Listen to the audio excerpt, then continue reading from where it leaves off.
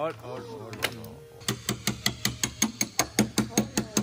Hello to you YouTube, comment ça va? Ravi de vous retrouver aujourd'hui pour poursuivre donc le projet de backdating. Direction le garage Evora Classic où l'équipe de Thomas ne sera pas au bout de ses surprises aujourd'hui. Car souci, c'est parti! Lors du dernier épisode, on s'était arrêté au pointage de la nouvelle aile. Thomas a donc poursuivi en terminant le cordon de chaînette et d'après ses dires, ce n'était pas vraiment une partie de plaisir. Il se lance maintenant dans sa séance de massage et au niveau de la bâche à huile, l'espace est vraiment restreint. Le gros du programme aujourd'hui, c'est de boucher les trous au niveau des bas de caisse. Si on veut faire ça vite fait, un coup de mastic et hop, le tour est joué. Solution rapide certes, mais vraiment cochon. On pourrait aussi tirer la tôle ou bien mettre des bas de caisse neufs, mais j'avoue que le look avec les tuyaux apparents me plaît vraiment et je suis pas le seul. Will s'occupe de mettre la tôle à blanc à l'aide de la meuleuse. Et pour la finition, il utilisera la lime à ongles ou ponceuse à bande pour les pros. Une fois la préparation terminée, Thomas fait un gabarit à l'aide d'une chute afin de faire un essai sur le premier trou à combler. Soudure, meulage et resoudure, remeulage et voilà, ni vu ni connu, le trou est bouché. Un de fait, plus que 11 patchs à souder. Pendant que Thomas repart faire des caresses à Wendy, Will prépare les autres patchs et les soude.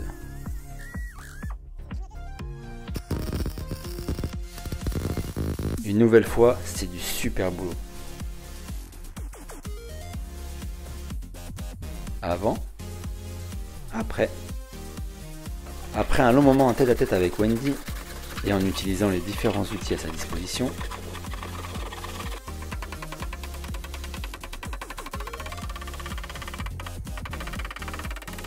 voilà le résultat auquel Thomas est arrivé.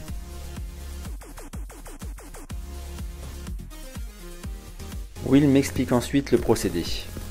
Une fois le patch pointé en haut et sur les côtés, il faut lui donner le galbe de la carrosserie.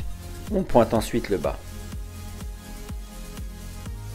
Vient la première étape de meulage et c'est seulement à partir de là que l'on peut savoir s'il y a besoin de faire des retouches.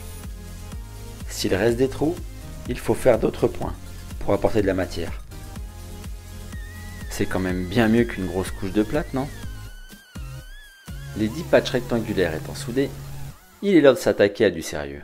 Car oui, même si au premier coup d'œil, il n'y avait aucune trace de rouille, et bah à ce niveau on en a trouvé. La fumée que vous voyez à l'écran, et bah c'est pas bien normal. C'est la preuve qu'il y a autre chose derrière.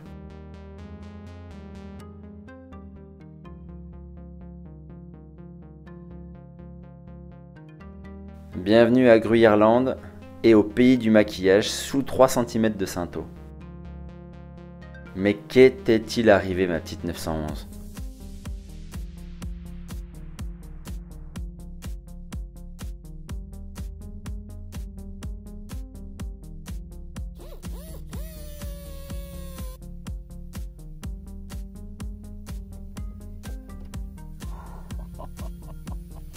La tôle elle est là.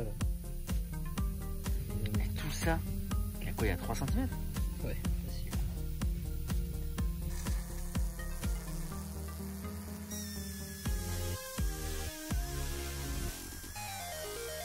Par chance, en dessous c'est propre. La tôle est saine ici, légèrement piquée à ce niveau-là, mais rien de bien méchant. Par contre, ce qui va suivre va vraiment vous choquer. L'équipe avait besoin de se défouler et le mystère au niveau du toit persistait. Vous vous souvenez du toit avec son antenne? Sérieusement, j'étais vraiment, mais vraiment pas prêt à voir ce que vous allez voir. Mais qu'est-ce qui s'est passé là? Mais bien à plat quand même pour pas faire une bosse de plus.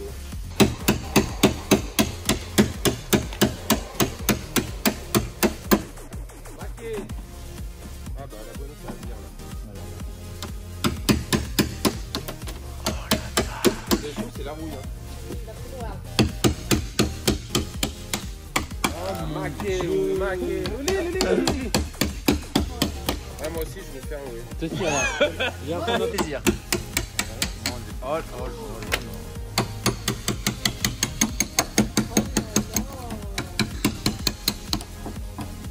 Bah, j'ai ma conclusion à ma vidéo, il n'y a aucun problème. On a donc de la chips de Wendy pour l'apéro ce soir. Il y a une couche de résine, puis 2-3 couches de mastic, avant enfin les couches d'après de peinture. Thomas ne s'arrête pas là et veut voir jusqu'où le maquillage s'étend. Ah si, on voit un peu les couleurs, regarde, c'est beau, mais... Il ponce au grain 40 et même avec ça, ça risque d'être vraiment très long. C'est là-dessus que se termine la vidéo d'aujourd'hui. Merci à tous de l'avoir regardé. Que de travail accompli aujourd'hui une nouvelle fois par l'équipe donc d'Evora Classic, avec une bonne dose de distraction à la fin. J'en ai encore des palpitations quand je les voyais taper. Les morceaux ils éclataient comme ça un peu partout. Un vrai puzzle. Mais remarquez, ça fait des chips pour l'apéro ce soir. En vrai, j'aimerais trop connaître pourquoi, comment, mais qu'est-ce qui s'est passé pour en arriver là, à mettre cette couche sur le toit. Mais bon, malheureusement on ne saura jamais, donc je pourrais malheureusement pas vous le partager. Mais c'est aussi ça, hein, le charme des classiques, il paraît en tout cas. On se retrouve la semaine prochaine pour de nouveaux épisodes. Bon week-end à tous, prenez soin de vous, c'était Cyril, à plus. Ciao, bye bye. Jess, t'embête pas trop à faire cuire les chips de Wendy. On va les manger comme ça.